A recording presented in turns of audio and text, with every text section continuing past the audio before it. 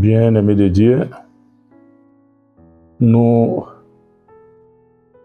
voulons au cours de cet enseignement vous parler de l'Église et la politique.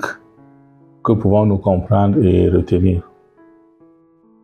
Soulignons de prime abord que dans la Genèse, nous lisons ceci. Dieu a créé l'homme à son image et à sa ressemblance.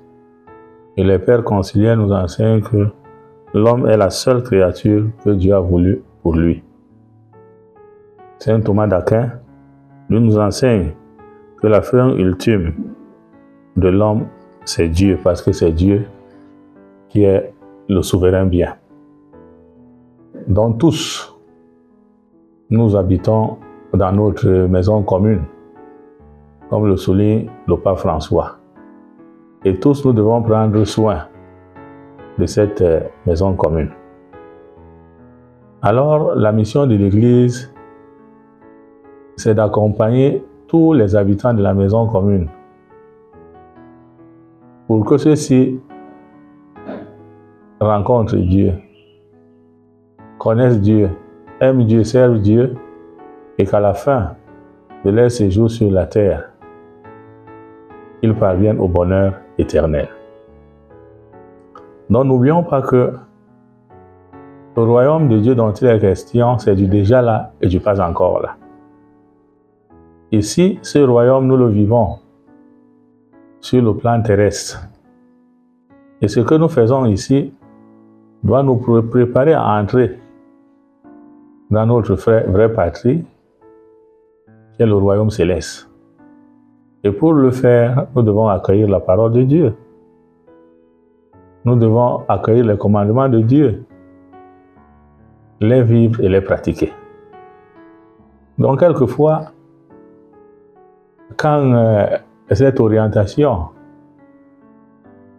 n'est pas faite, ou quand cette parole de Dieu, ces commandements sont oubliés et on tombe dans des situations compromettantes et désastreuses, l'Église a la mission, parce qu'elle a aussi une mission, non seulement prophétique, mais éthique. Et même la doctrine sociale le dit. L'Église a la mission de rappeler aux uns et aux autres que faites attention, ne brûlons pas notre maison commune. Et je crois que c'est tout à fait normal. Mais ce qui est surprenant, c'est que quand l'Église prend la parole, des voix se lèvent et se soulèvent pour dire que ce n'est pas la mission de l'Église. Restez dans vos chapelles, dans vos sacristies. Mais non. Je prends juste un cas simple. Si nous sommes dans une société dans laquelle la dignité humaine est bafouée, où l'injustice est criante, où il y a des détournements, il y a des abus, la vérité n'est pas prêchée, n'est pas vécue. Mais l'Église, c'est la mission de l'Église, de rappeler aux uns aux autres, de faire attention. Or, si l'Église ne dit rien, ne fait rien, l'Église serait complice.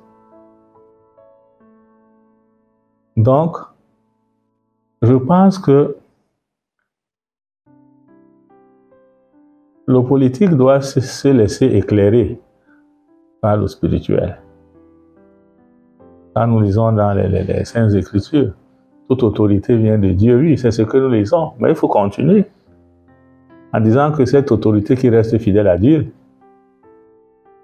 l'autorité doit rester fidèle à Dieu, à la parole de Dieu, au commandement de Dieu.